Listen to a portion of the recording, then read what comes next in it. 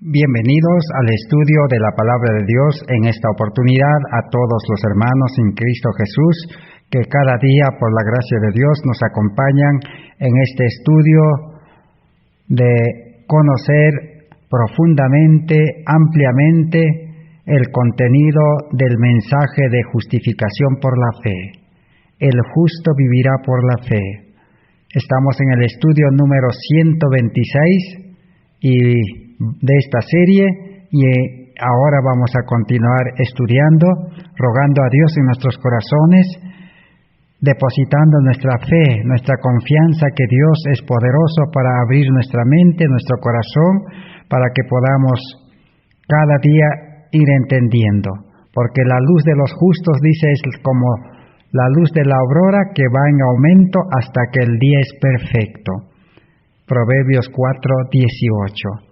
Con este sentir vamos a seguir estudiando entonces este mensaje de salvación completa del pecado y del mundo de pecado y del enemigo también en el marco del santuario terrenal, su significado espiritual y el propósito con el cual Dios dispuso ese santuario que ahora ya no existe. Pero ahora estamos en pleno cumplimiento.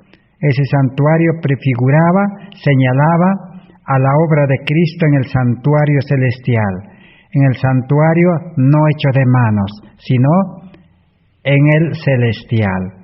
Y lo cual señala también de que por la muerte de Cristo y por la vida de Cristo y por su resurrección y su obra intercesora, el ser humano pecador puede nuevamente volver a ser un santuario viviente, el hombre un santuario viviente. Estamos estudiando ya entonces, hemos comenzado a estudiar primero el significado del cerco del santuario, que es la obediencia perfecta y completa a los mandamientos de Dios.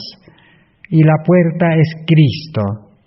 Y ahora estamos estudiando el Cordero que el pecador llevaba a la puerta del santuario para el sacrificio en el altar. Pero no podía el pecador ingresar al santuario, solamente en la puerta tenía que entregar al sacerdote, poner su mano sobre su cabeza y luego el pecador mismo tenía que quitar la vida al Cordero. ¿Para qué? Para que pueda experimentar el verdadero arrepentimiento, que el pecado trae muerte. Cada vez que uno actúa humanamente, todo acto humano, todo pensamiento, toda palabra, todo lo que el ser humano pueda hacer, desde sus deseos, sentimientos hasta los hechos, es pecado. Entonces, y eso causa la muerte de Cristo, la muerte del Hijo de Dios. Ese es el estudio que estamos realizando. Nosotros como pecadores entonces necesitamos tener ese arrepentimiento. Y solamente Dios nos puede dar ese arrepentimiento, porque el ser humano humanamente se arrepiente mal. Como hemos estudiado, Esaú se arrepintió mal, Balán también, Judas también. Y así sucesivamente, los adventistas de 1868 posiblemente también se arrepintieron mal, porque hasta hoy no se ha podido recobrar, no se ha podido recibir, ni aceptar, ni conocer el mensaje de la justificación por la fe en una forma completa para beneficiarse y para llevar al mundo. Ahora el Señor nos quiere enseñar ese mismo mensaje de la justicia por la fe, que el justo debe vivir santo, perfecto, bueno, obediente por la fe, en la lección del santuario. Ahora vamos a continuar, hemos visto el ejemplo de muchos santos. Últimamente hemos estudiado de Salomón. Salomón, que era un rey sabio, que Dios le dio un corazón limpio, una mente de Cristo, poderoso en sabiduría, pero cayó en pecado. Apostató, perdió la fe. Y en sus últimos años reconoció ese apartamiento de Dios y experimentó nuevamente un arrepentimiento y terminó, dice, sus días bien. Ese es el ejemplo que necesitamos aprender. Nosotros no necesitamos desviarnos como Salomón. Necesitamos hoy, con esa advertencia, permanecer firmes. En el comentario bíblico, tomo 2, página 1031, nos dice: el consejo de Dios es vigilar cuidadosamente la tendencia de nuestra conducta y reformar cada hábito que pueda alejarnos de Dios. Nos enseña que se necesita gran prudencia, vigilancia, oración para mantener limpia la sencillez y pureza de nuestra fe, si queremos elevarnos hasta la más alta excelencia moral y alcanzar la perfección del carácter religioso. ¿Qué discriminación tendremos que hacer al formar amistades y al elegir una compañía para la vida? Si nosotros elegimos entonces la compañía de nuestras amistades de este mundo, de cierto que caeremos como Salomón. Por eso el mensaje del santuario es que si nosotros queremos ser nuevamente el templo de Dios, un santuario, tenemos que mantenernos limpios, sin contaminación. Así como el pueblo de Israel mantenía limpio, sin contaminación el santuario, hasta el año 70 en que fue destruido. Así nuestra vida, si aceptamos a Cristo, si somos verdaderos cristianos, hijos de Dios, debemos mantenernos. Para eso, ¿qué necesita? El hombre no necesita hacer nada, porque el hombre natural debe morir cada día. El hombre natural no debe hacer nada, porque lo que va a hacer, lo que va a pensar, hablar, va a contaminar el santuario, porque todo lo que el hombre hace está contaminado de egoísmo.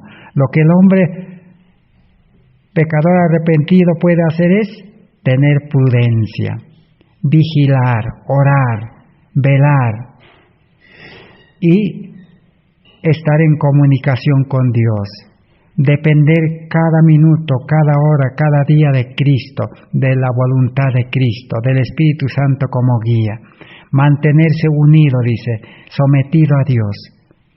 Pero el ser humano tiene que tomar decisiones. No es que Dios nos va a manejar si nacemos a vida nueva como a autómatas, como a títeres o como a muñecos, sino el hombre tiene el libre albedrío que recupera en el plan de salvación cuando acepta a Cristo.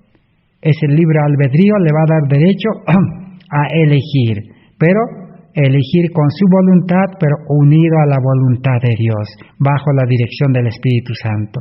Solo así podemos ser librados de todas las caídas que tuvieron los justos antiguos, los verdaderos creyentes en Dios antiguos. Nunca degrada la moral del hombre la religión de Cristo, a la que la recibe en el estado en que a uno le encuentra el Evangelio. Cuando uno acepta el Evangelio, la religión no lo empeora, no lo lleva a una vida donde tiene que ir pecando, no. Sino dice, nunca lo hace tosco o grosero, descortés, apasionado y duro de corazón, ni orgulloso ni avaro, nada de eso, sino que lo santifica el juicio, purifica y ennoblece los pensamientos, poniéndolos en sujeción a Jesucristo. Así que el hombre espiritual tiene todo santificado, todo purificado, todo ennoblecido, pero en sujeción, dice, a Jesucristo. San Mateo 5:48, ¿qué dijo Jesús? Así que como Dios es perfecto en su alta esfera de acción, el hombre puede ser perfecto en su esfera humana. Sed perfectos, dice, como vuestro Padre que está en los cielos es perfecto. Lo que el ser humano creyente recibe al nacer a vida nueva es la vida perfecta de Cristo. Puede vivir, dice, la vida en carne humana que Cristo vivió sin pecar. Consejo para los maestros 352 dice, El ideal del carácter cristiano es la semejanza con Cristo. Se abre delante de nosotros una senda de progreso continuo. Tenemos un objeto que alcanzar, una norma que cumplir, que incluye todo lo bueno, puro, noble y elevado. Debemos esforzarnos de continuo y progresar constantemente hacia adelante y hacia arriba, hacia la perfección del carácter. Así que el ser humano tiene que esforzarse en la gracia de Dios, en la vida nueva, en la vida espiritual, para crecer, dice, en perfección. De una perfección a otra perfección, de una gloria a otra gloria, dice 2 Corintios 5:18. De una vida de justicia a una vida más elevada de justicia. Crecimiento del buen árbol. El buen árbol crece bueno, pero el mal árbol no puede convertirse en buen árbol.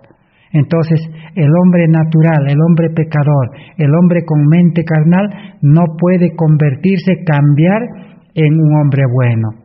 Eso no está contemplado en el plan de salvación, sino que ese es el evangelio pervertido del cual habla el apóstol Pablo en Gálatas capítulo 1.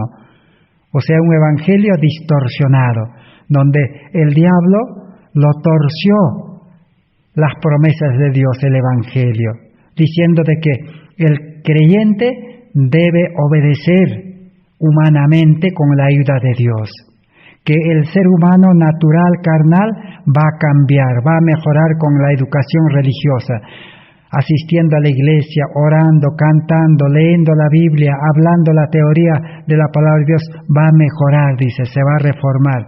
Eso nunca va a acontecer. Imposible, dice Romanos capítulo 8. Imposible que el hombre carnal agrade a Dios y pueda obedecer perfectamente la ley de Dios. Solamente a medias podrá hacerlo. Por eso Jesús dijo, no podéis servir a la carne, al mundo, al yo, y al mismo tiempo querer servir a Dios también. Uno tiene que decidirse a cuál va a servir. Así que el modelo perfecto nos lleva a la perfección de Jesucristo que vivió en esta tierra. Ese es el objetivo del estudio del santuario. En Dios nos cuida, página 241, nos da una explicación clara sobre este asunto. Dice, el Señor nunca pide lo imposible de ningún alma. Nunca exige algo que no podamos alcanzar. No espera nada de sus discípulos, para lo cual no esté dispuesto a darnos gracia y fortaleza, a fin de que podamos alcanzar lo que Él requiere en cuanto a la perfección del carácter. Dios nunca pide, dice al ser humano, lo que el ser humano no va a poder lograr ni alcanzar. Entonces el ser humano nunca va a poder alcanzar la perfección. Entonces Dios no le pide eso al ser humano carnal, natural, humano, egoísta, pecador. Sino que en el plan de salvación, Dios ha provisto todo lo necesario para tener una vida perfecta. Y esa vida perfecta es en la vida espiritual, en la vida de justicia. Por eso dice, el justo vive por fe. No dice, el pecador vive por fe. Romanos 1, 16, 17, 18. Así que revisemos bien nuestras Biblias. No dice, el pecador vive por fe, sino el justo. El justo es el perfecto, el santo, el bueno, el obediente, vive por fe. Por fe quiere decir dependiendo de Cristo, del Espíritu Santo, de la gracia. Entonces, la vida cristiana está asegurado completamente para que el pecador sea restaurado a la condición original que Dios creó a Adán y Eva. Y Cristo fue el segundo Adán, y nosotros podemos tener esa vida. Dice, no nos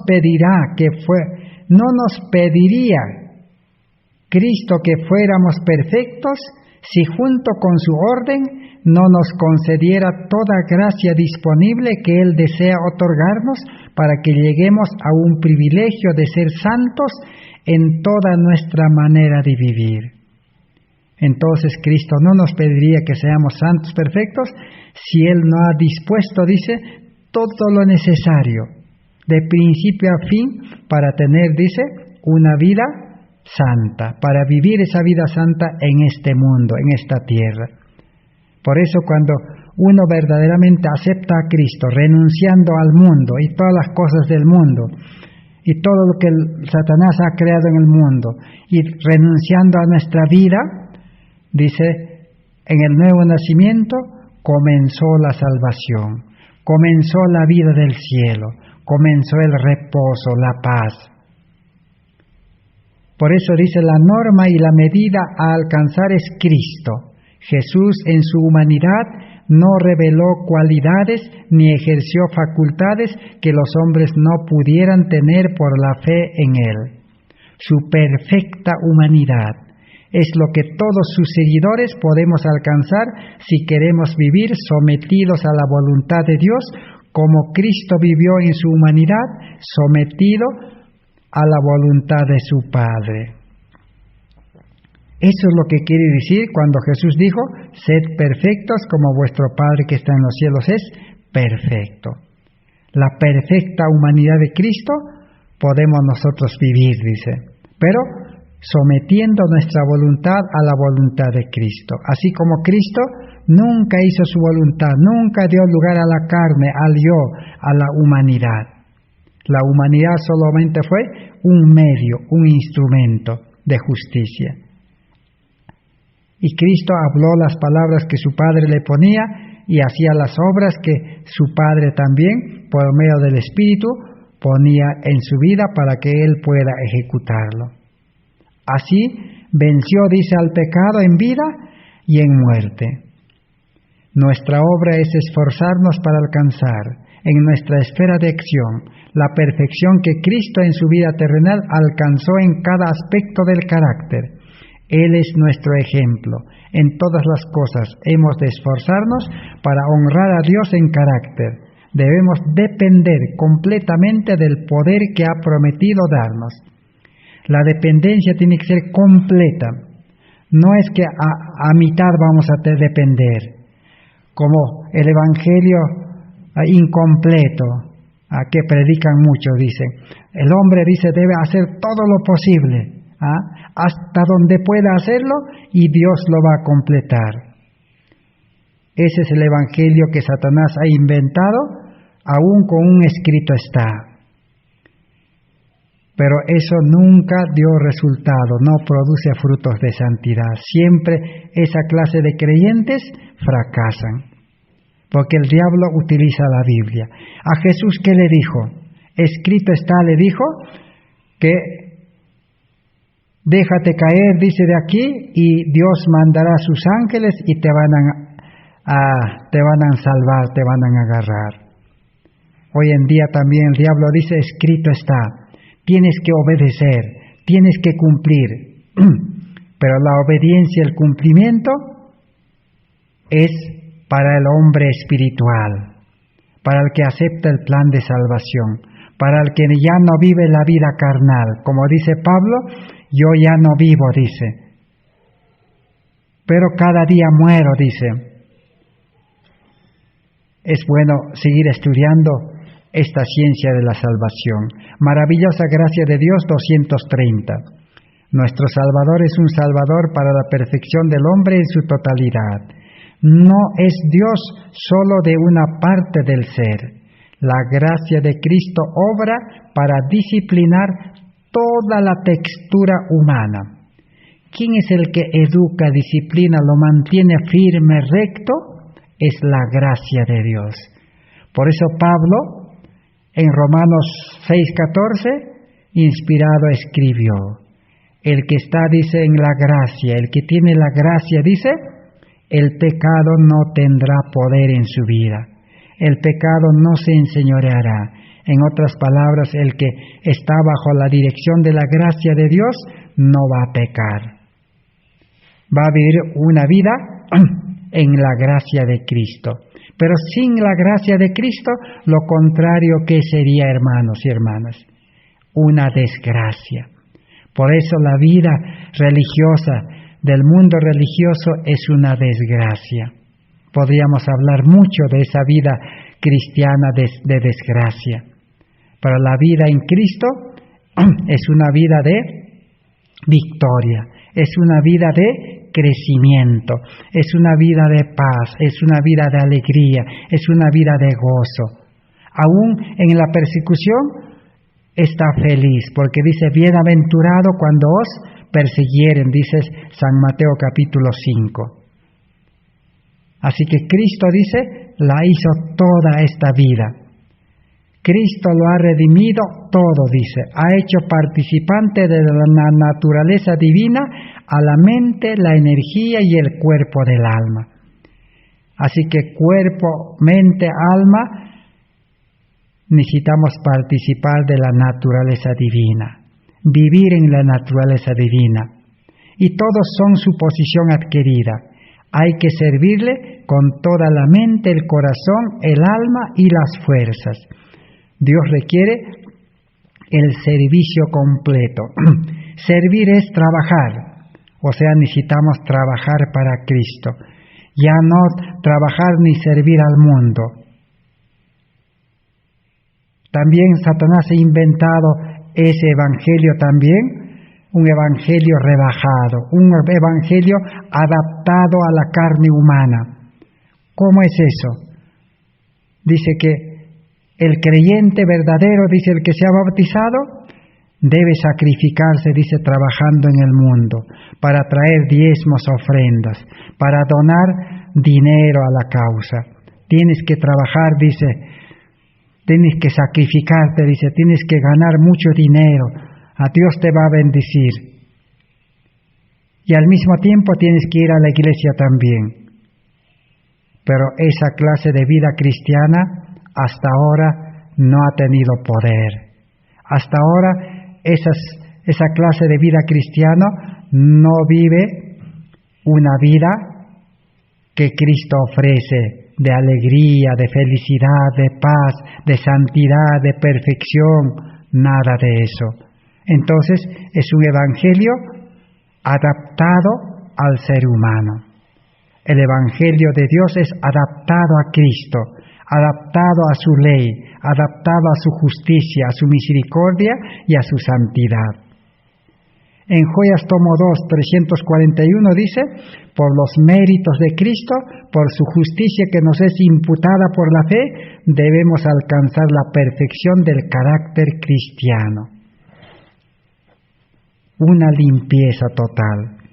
Por eso el santuario es la representación de la vida del creyente, del Hijo de Dios. Por eso estamos estudiando calmadamente, detalladamente, sin correr, conforme Dios nos pueda conducir en este estudio, y debemos estar agradecidos. En Deseado de todas las gentes 619 dice, Jesús no reveló cualidades ni ejercicio ni facultades que el hombre no pudiera hacer, dice. El pecado es cosa seria. En sus consecuencias es peor que el SIDA o el cáncer. La experiencia de llorar, del arrepentimiento, la confesión y el abandono del pecado nos permiten disfrutar la alegría de restablecer nuestra relación con Cristo. Los demás podrán notarlo porque hasta el semblante cambia al expresar esta experiencia en nuestra vida cotidiana. El pecado es lo más terrible, lo más horrible, lo más feo, lo más malo que puede existir, porque trae sus consecuencias. El apóstol Pablo en Gálatas capítulo 5 que dijo, todo lo que el hombre sembrare, eso también cosechará. Cualquier falta que cometemos, cualquier mal que cometemos, sea en deseos, en sentimientos, pensamientos, en palabras, en acciones, de seguro va a traer sus consecuencias. Vamos a sufrir las consecuencias. Jacob engañó, solamente un engaño quizás que no fue tan grave humanamente. Pero Jacob fue engañado también. Fue engañado cuando se casó, le dieron otra esposa. A la final tuvo que vivir con esa esposa. Le engañaron su salario. Y así, los hijos de Jacob también fueron engañadores. Le engañaron también diciendo que José, tu hijo, ha muerto. Solo un engaño produjo muchos engaños en su vida. Por eso el plan de salvación es que el ser humano inicie en la vida cristiana santo, sin pecado, porque en su corazón ya no hay la raíz del pecado. Cristo lo limpia, lo expulsa y lo pone a un lado. El hombre viejo está desechado a un lado y debe morir. Y crea un nuevo hombre con un corazón de amor, con un corazón de carne limpio, para que ahora no peque y no sufra las consecuencias del pecado. Pero mientras Satanás vive, mientras el pecado en este mundo continúa, la vida de pecado, el hombre viejo que somos nosotros, que dice Pablo en Romanos 6:6, está cada día dispuesto a levantarse. El hombre viejo, el yo, el egoísta, quiere ser religioso también. Quiere predicar, quiere ser pastor, misionero, teólogo, quiere ser maestro, así como los judíos. Los judíos eran maestros, eran doctores de la ley, sacerdotes. Jesús, ¿qué les dijo? Vosotros sois de vuestro padre el diablo, porque ustedes hacen las obras del diablo, porque él desde el principio es mentiroso, engañador, destruidor y da muerte. San Juan 10:10. Entonces, por eso necesitamos estudiar. Entonces vamos a tratar de terminar esta tercera parte, podemos decir. La primera, el cerco del santuario. La segunda, la puerta. Ahora la tercera, el Cordero de Dios que llevaba a la puerta del santuario, el arrepentimiento. Vamos a resumir el arrepentimiento, lo que hemos aprendido. Está basado en San Mateo 1:21. Jesús salvará a su pueblo de sus pecados. No dice Jesús salvará a su pueblo en sus pecados, que sigan pecando, no dice así. Tampoco Cristo no es ministro de pecado en el santuario celestial, es ministro de justicia, de una vida justa, santa, pía. Entonces Cristo vino a salvarnos del pecado. ¿De cuál pecado? El pecado lo podemos mostrar en tres fases. Primero, los actos que hemos cometido, los actos pasados, de los cuales necesitamos arrepentimiento y limpieza de conciencia que Cristo nos puede hacer al perdonarnos, porque Él ha muerto, tiene derecho a perdonarnos. Ahora, ¿quién ha producido esos pecados, actos? La raíz del pecado. ¿Y cuál es la raíz del pecado? O la máquina de pecar está en el corazón. Un corazón engañoso, un corazón egoísta, un corazón de egoísmo es la raíz del pecado. Necesitamos también, entonces, ¿qué hacer? A entregarlo a Cristo para que nos libere, lo limpie y nos dé un corazón nuevo, ya no un corazón con egoísmo, sino egoísmo es amor propio, sino con un corazón lleno de amor verdadero, amor que no perdura, amor que no se acaba, amor que ama desinteresadamente. Porque el otro amor egoísta amaba por interés. Todo hace por interés, hasta va a la iglesia por interés, predica por interés, trabaja por interés del sueldo, estudia por interés del título.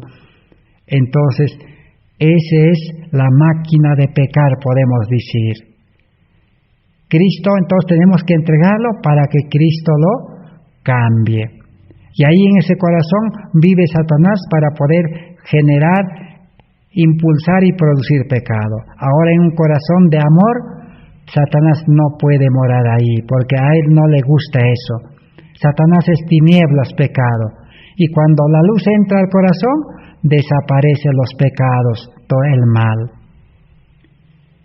A eso Cristo lo llama salvar de los pecados. Entonces, pecados cometidos y la raíz que hace cometer. Y ahora también Cristo nos quiere salvar de otro aspecto del pecado. El hombre egoísta con un corazón que tiene raíz del pecado, cada uno esa vida pecaminosa hemos vivido pues desde que hemos nacido hasta el día que aceptamos verdaderamente a Cristo. Aún hemos heredado en todo ese tiempo ese hombre carnal, hombre egoísta, ha adquirido pues muchas posiciones injustamente, egoístamente. Todo lo que ha adquirido que son riquezas de maldad, lo tiene que entregar a Cristo para que Cristo lo purifique, lo santifique y lo pueda utilizar para poder salvar también a otros en este mundo. Esas son las riquezas de maldad que hay que entregarlo a Cristo. Nosotros no podemos utilizarlo bien, somos pecadores. Ahora la Escritura dice que en San Lucas capítulo 16, si no me equivoco, ahí habla del mayordomo. Ahora el que ha nacido a vida nueva, renunciando a su vida antigua, pecaminosa, sus actos, renunciando a su corazón egoísta para que sea cambiado, su mente carnal que sea cambiado, y entregando a Cristo todas las riquezas de maldad, nace a vida nueva y Dios dice que ahora lo nombra administrador, Hijo de Dios, administrador. Ahora ya esos bienes, riquezas de maldad, ya no es de uno, sino es de Dios. Y el nuevo hombre espiritual es solamente administrador para administrar, para salvar almas. Así comienza la vida cristiana, que se cumplen las palabras de Cristo. Cristo vino, dice, que será Emmanuel, Dios con nosotros. O sea, Cristo en el hombre, con el hombre, y el hombre en Cristo, ahora sí va a ser salvado de esos pecados. Por eso dice aquí, de sus pecados, dice, en las tres fases, que es la misma. Entonces, Dios no puede erradicar el pecado del universo sin desarraigarlo primeramente de los corazones humanos. Es en ellos donde el pecado se ha enraizado. El corazón humano es el último reducto en donde vive el dragón del pecado. Sus raíces nos afectan desde lo más hondo. Así que un corazón egoísta, ¿quién vive? El dragón, la serpiente antigua. ¿Para qué? Para producir pecado. Por ahí maneja, domina, gobierna, esclaviza al ser humano. Por eso Pablo en Romanos 7 dice, yo quiero hacer el bien, dice, pero no puedo. El pecado que mora en mí hace las cosas, dice. Entonces, el plan de salvación ha provisto todo lo necesario para erradicar. Debe ser muerto, dice, que ya más adelante vamos a estudiar. Entonces, ¿es posible vencer al pecado y erradicarlo? Por medio de Cristo, sí. El desenlace de la gran controversia entre Cristo y Satanás depende de la respuesta a esta cuestión. Para que Cristo pueda ganar en nuestra vida, depende qué decisión tomamos. Si aceptamos a Cristo o seguimos sirviendo a Satanás, porque no se puede servir a dos señores. El pecado no será nunca conquistado hasta que venga Cristo por segunda vez y cambie a sus escogidos, dándoles carne santa, quitándole las tentaciones. A ver, vamos a repetir un poco esta conclusión. El pecado nunca será totalmente conquistado o cuando el creyente diga, ya yo soy santo, ya no puedo pecar y nunca más pecaré. Eso no va a llegar, dice, hasta la segunda venida de Cristo. Solamente en la segunda venida de Cristo, el creyente verdadero que ha vencido sobre la carne, el pecado, sobre el mundo y sobre Satanás, se le quitará, dice, la naturaleza pecaminosa. Ahora sí tendrá carne santa. Hoy día no se puede tener carne santa. O sea, el ser humano, humanamente, no puede ser santo. Solo cuando está unido a Cristo y vive la vida espiritual es santo. Dependiendo de Cristo, estando relacionado, unido y siendo un instrumento en las manos de Cristo es santo, es perfecto. Pero cuando el ser humano hace su voluntad, sigue siendo pecador. Entonces no hay carne santa. Por eso dice, ningún patriarca, ninguno de los apóstolos, ninguno de los profetas nunca dijeron somos santos, es decir, humanamente.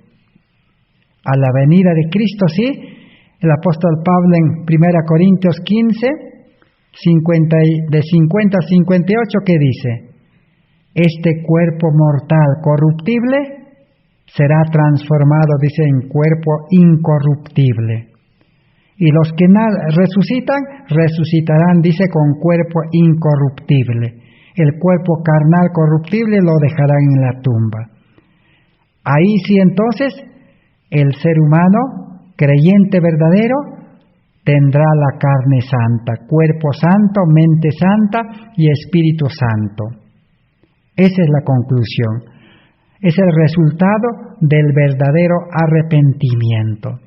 La implicación es que, por lo tanto, como tú y yo tengamos carne de pecado, naturaleza pecaminosa y naturaleza espiritual, vida carnal y vida espiritual. Entonces, en el plan de salvación, hasta la venida de Cristo, si aceptamos a Cristo, siempre tendremos carne de pecado y naturaleza divina, o naturaleza pecaminosa y naturaleza espiritual, vida carnal y vida espiritual. Depende a quién servimos, a quién obedecemos. De eso dependerá la vida del verdadero cristiano. Mientras el creyente profeso que no ha entregado su vida, no ha nacido a vida nueva, solo tiene carne de pecado, vida carnal, naturaleza pecaminosa. Entonces, no tiene por qué escoger hacer el bien, porque Satanás siempre lo va a llevar a dedicarse a las cosas de este mundo.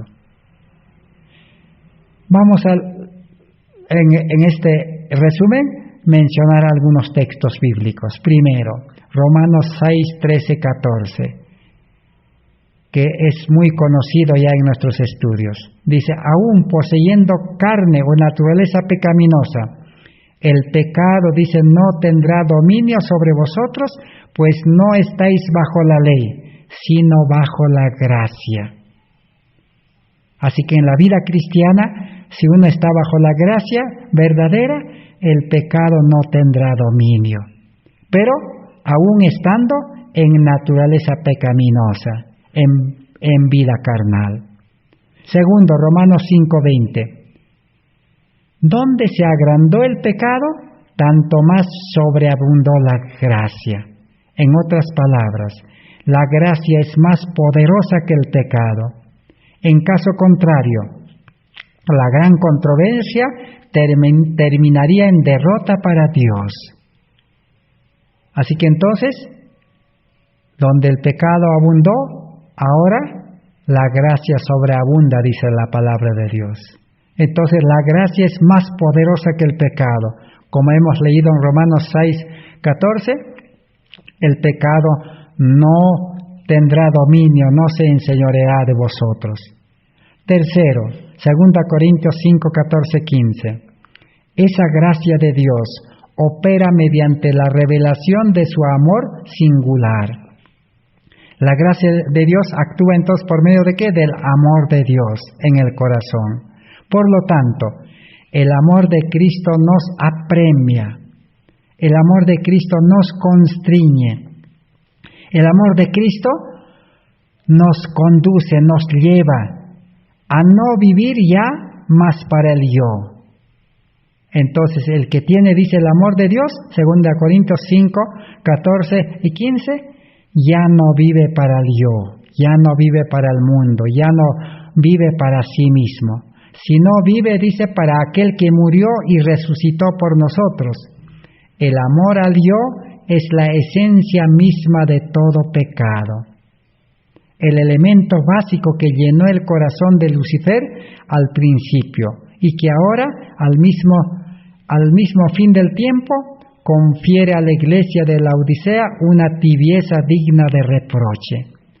¿Por qué los creyentes de este tiempo laodicenses son caracterizados por tibieza? Porque viven, dice, la vida religiosa en el amor al yo, con el amor humano. Esa es la diferencia. Cuarto texto bíblico, San Juan 12:31 al 33. No es sólo que Cristo conquistó el problema del pecado mediante su vida santa y su sacrificio en la cruz. A fin de que el gran conflicto llegue a su fin, debe tener un pueblo cuya fe demuestre que ese amor le apremia, le impulsa y también le lleva a que pueda vencer, así como Cristo dice, yo he vencido, Apocalipsis 3:21. Entonces el que acepta a Cristo puede vencer como Cristo venció, porque Cristo quiere implantar, quiere concedernos su vida en nosotros. El secreto de la victoria sobre el pecado, obtenida por Cristo, no fue la carne santa. Cristo no vivió una vida santa en carne santa, sino en carne humana, en carne de pecado. Pero vivió la vida espiritual, no dio lugar a la carne. Aunque estaban en la carne, vivían en la carne, pero no vivía la vida de la carne, sino vivía la vida espiritual. Así tuvo victoria sobre el pecado, dice. Nada en la Biblia nos amonesta a procurar la carne santa. La Biblia no enseña que nosotros debemos lograr carne santa en este tiempo. La exhortación es a que tengamos la mente de Cristo. Lo que la Biblia enseña es que necesitamos la mente de Cristo, la gracia de Dios, vida espiritual, poder del Espíritu Santo morando en el corazón. Entonces, el poder del Espíritu Santo por gracia puede vencer a la carne, puede dominar a la carne, puede crucificarlo a la carne y no dejarlo actuar, pero siempre bajo nuestra decisión libre, dirigido también por el Espíritu Santo. Esa es la victoria sobre el pecado. Vencer como Cristo venció. Quinto versículo de la Biblia, Romanos 8:4, Tito 2:11 y 12. El cuadro luminoso que presenta la Biblia a su conclusión es el de un grupo triunfante que está sobre un mar de vidrio mezclado con fuego, que ha alcanzado la victoria sobre el pecado, sobre el mundo y sobre Satanás. Eso no se logró dándoles carne santa, dice, sino dándoles gracia para vencer en carne de pecado. Entonces, en numerosas ocasiones leemos que esa perfección de la conciencia que el sistema de símbolos no podía proveer, lo ofrece abundantemente el ministerio de Cristo en el verdadero santuario, que tiene por fin la perfección del carácter de su pueblo. Podemos leer todo eso en Hebreos capítulo 5:14, Hebreos 6:1, Hebreos 7:11, 19, Hebreos 10:1 y 14, Hebreos 11:40, Hebreos 13:21. Y en Hebreos 13:21 termina diciendo de esta manera. No vamos a leer todos los textos, dice así: Dios os haga aptos en toda obra buena, para que hagáis su voluntad, haciendo Cristo en vosotros lo que es agradable delante de Él por Jesucristo, al cual sea la gloria por los siglos de los siglos. Amén. Así que Cristo, por su obra de intercesión, valiéndose de su justicia, su vida perfecta que nos imparte, y de su justicia que nos imputa, por su muerte perdona nuestros pecados, nos puede hacer aptos, dice, para toda buena obra. Y esa buena obra Él mismo hará en nosotros, por medio nuestro, para que nosotros podamos ser presentados a Dios aprobado. Ese es el mensaje del santuario, de la obra de Cristo en el verdadero santuario en el cielo y en el santuario de nuestras almas. El libro de Hebreos expone el camino nuevo y vivo que hará que triunfe el plan de la redención en la raza humana. Hebreos 10, 19 al 22. Hebreos tiene presente que aún un poco, dice, muy poco más, el que ha de venir vendrá y no tardará. El libro de Apocalipsis nos presenta la seguridad de que Jesús tendrá un pueblo sobre la tierra que responderá a la atracción de la cruz, que aceptará su ministerio de perfección, que se arrepentirá profundamente y que estará preparado para la segunda venida de Cristo, según Apocalipsis 7:1 al 4, Apocalipsis 14:1 al 5 y Apocalipsis 19:7 al 9. ¿Estaremos tú y yo en ese pueblo? Ese es el deseo anhelante de todo el cielo. Y también debe ser el de todos nosotros, que por la gracia de Dios estamos participando de este estudio. El santuario entonces asegura una vida limpia, pura, sin mancha, sin mácula, y lo cual se logra por medio de Cristo. Porque Cristo es el verdadero sacerdote, el sumo sacerdote.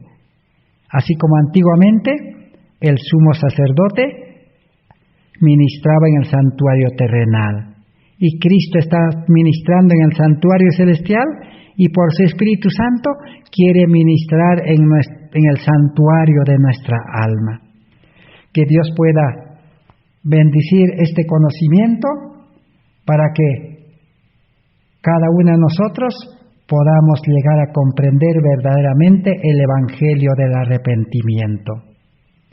Ahora vamos a pasar y introducirnos a la siguiente parte. Una vez que el pecador entregaba el corderito que representaba a Cristo y que representa también al pecador, y ponía sus manos para que su pecado sea transferido, y el pecador mismo quitaba la vida del animal, ahora el sacerdote lo entraba al atrio del templo, al altar del sacrificio. Vamos a estudiar el altar del sacrificio. Dice, al pasar la puerta del santuario terrenal, lo primero que uno puede contemplar es el altar del sacrificio. En este estudio del hombre como santuario viviente, debemos hacer una relación de lo que puede representar este altar en el hombre, para hacer un templo de la morada del Espíritu Santo. En el atrio debemos levantar un altar cada mañana y cada tarde para tabernacular con nuestro Hacedor, hasta que la salvación se pueda consumar.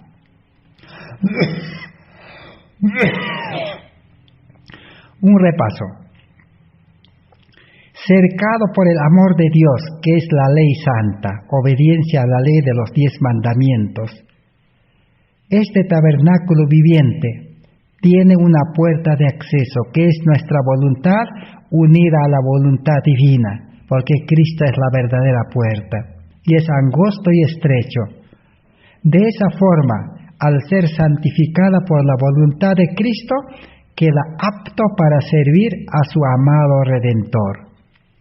Esta amistad y comunión producirá en el creyente una conciencia viva de odio hacia el pecado. Esto le llenará de arrepentimiento, a fin de confesar con su boca que es un miserable pecador. Aborreciendo su vida pasada, este acto se realiza en el altar del sacrificio, como veremos en el presente estudio. Entonces, en el altar del sacrificio, ahora tiene que consumarse el cordero. En otras palabras, tiene que quemarse con el fuego el cordero, que representa al pecador, y que figurativamente el pecador traspasó su pecado al corderito, y ahora tiene que ser quemado. Eso quiere decir que consumido, para que el pecado no exista más. Ese acto nos va a enseñar cómo vivir o cómo acabar con el pecado, cómo empezar una vida cristiana sin pecado, tanto en actos, tanto en su raíz y como en sus obras. Por eso en Levíticos 4:10 dice: todo esto lo apartará como hace con el becerro para el sacrificio de paz, y el sacerdote lo quemará sobre el altar de los holocaustos. Con su sangre derramada representa la verdad evangélica de la expiación del pecado por medio del sacrificio de Cristo en la cruz del Calvario. Así como el cordero era quemado sobre el altar, así Cristo, dice, fue también muerto en la cruz del Calvario, que lo cual significa la muerte al pecado, para que no más pueda manifestarse en el verdadero creyente que acepta este plan de salvación y acepta a Cristo, confiar su vida enteramente. Entonces, Cristo es el verdadero sacrificio sobre el altar. Por eso el profeta Isaías, vamos a leer en Isaías 53, 4 al 7 y 10 dicen: sin embargo, el profeta Isaías pintó de manera real este hermoso cuadro de redención con respecto a la vida de Cristo sobre el altar del sacrificio. Él llevó, dice, Cristo llevó nuestras enfermedades, sufrió nuestros dolores, y nosotros lo tuvimos por azotado y por herido de Dios y abatido. Pero Cristo fue herido por nuestras rebeliones, molido por nuestros pecados. El castigo de nuestra faz fue sobre él, y por su llaga fuimos curados. Todos nos descarriamos como ovejas, cada cual se desvió por su camino, pero el Eterno cargó sobre él el pecado de todos nosotros. El ser humano como oveja nos hemos descarriado, dice. Pero Cristo vino a buscar a la oveja perdida y dio su vida para rescatar a la oveja perdida, al pecador. Angustiado y afligido, dice, no abrió su boca.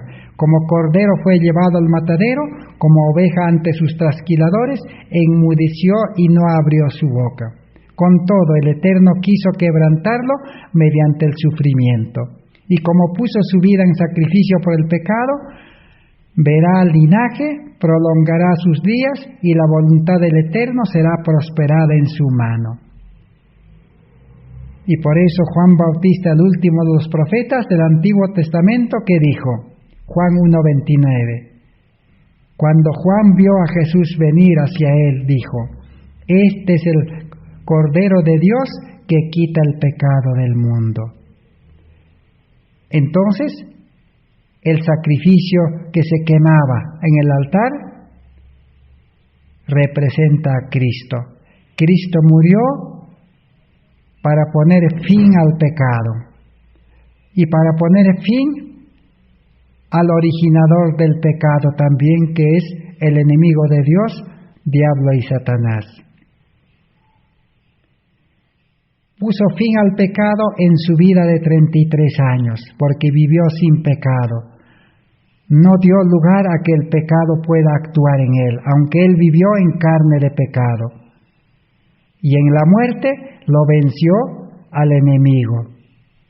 Así que entonces, eso representaba cuando el cordero era quemado y era convertido en ceniza para que no más exista ese cordero, es decir, para que no más exista el pecado. Esa lección el pueblo de Israel no comprendió. Y nosotros ahora necesitamos estudiar. Y la pregunta es, ¿cómo se cumplió? En el próximo estudio vamos a estudiar detalladamente en la Biblia el plan de salvación. Cristo murió exactamente en la fiesta de la Pascua. Y la fiesta de la Pascua era el día 14. Y el día 15 era la Pascua hasta el día 16. Y el día 10 del primer mes se escogía el cordero. Y el día 14 era sacrificado el cordero. Y Cristo también, la última noche en que iba a morir como cordero, realizó esa Pascua. Esa Pascua estableció los panes sin levadura y el lavamiento de pies, que se relaciona. Necesitamos estudiar entonces cómo Cristo murió en la Pascua y cómo esa muerte se cumple en nosotros, porque dice Cristo es nuestra Pascua. No solamente Cristo es nuestra Pascua, sino también que el que acepta a Cristo muere también a la carne de pecado y nace a vida nueva. Y no solamente esto, sino la justicia de Cristo da nueva vida sin pecado en un corazón nuevo. Y en la Pascua había la fiesta de los panes sin levadura. ¿Qué representa eso en nuestra vida cristiana actual, si es que nosotros ya hemos empezado esa vida cristiana? ¿O es que ahora podemos tomar decisiones si el Señor, por su misericordia, permite que podamos comprender si es que estamos de hambre? Porque dice, bienaventurados los que tienen hambre de la justicia, hambre de comprender la palabra de Dios. Así que en la Pascua no solamente el cordero simbolizaba a Cristo, los panes sin levadura también simbolizaban a Cristo, porque Cristo que dijo, yo soy el pan vivo, yo soy el agua viva, el pan se hace con agua. Y Cristo entonces estaba representado en todas las ceremonias. Hoy en día por eso necesitamos a Cristo crucificado. Que Dios pueda bendecir su palabra de todo lo que hemos estudiado y pueda concedernos su gracia, el tiempo de gracia necesario para que nosotros podamos tomar decisiones antes que sea demasiado tarde. Porque la salvación, en el plan de salvación, es realmente gratuito de gracia, imposible de creer. aunque la religión lo ha hecho difícil, pero Cristo lo hace fácil, porque Él tiene todo el poder necesario y Él quiere hacerse el milagro de darnos nueva vida. Así como Jesús a los muertos resucitaba, nosotros estamos, dice, muertos en delitos y pecados. O muchos religiosos estamos enfermos, somos mancos, cojos espirituales, ciegos espirituales. Cristo nos puede sanar. La salvación entonces es un milagro, pero el creyente tiene que estar dispuesto a dejar esa vida de ceguedad, porque el ciego fue sanado y nunca vivió la vida de ciego. El cojo o el paralítico sanado nunca se quedó ahí estático, ahora ya estaba en movimiento. O el muerto Lázaro no regresó otra vez a su tumba para estar estático, sino ahora estaba ya en vida, en movimiento, en acción para beneficiar a la humanidad. Así es el que nace a vida nueva por el milagro de Dios. Nunca más vuelve a su vida antigua. Nunca más el hijo pródigo regresó otra vez a un país lejano para seguir trabajando, cuidando cerdos, trabajando en cosas sucias, en cosas asquerosas, en cosas que ensucian, que contaminan. No, se quedó en la casa del Padre. Ese es el plan de salvación. El problema es que el ser humano no quiere perder la vida de este mundo, no quiere despegarse de este mundo. Ama este mundo, ama sus cosas. Dios no puede hacer nada. El joven rico que amaba su hacienda, sus riquezas, se fue triste. Pero el etíope que aceptó a Cristo, al Cordero de Dios, se bautizó y se fue gozoso y alegre. Esa es la vida cristiana que Cristo nos quiere enseñar. Gracias por vuestra atención. Que Dios les bendiga. Será hasta el día de mañana. Amén.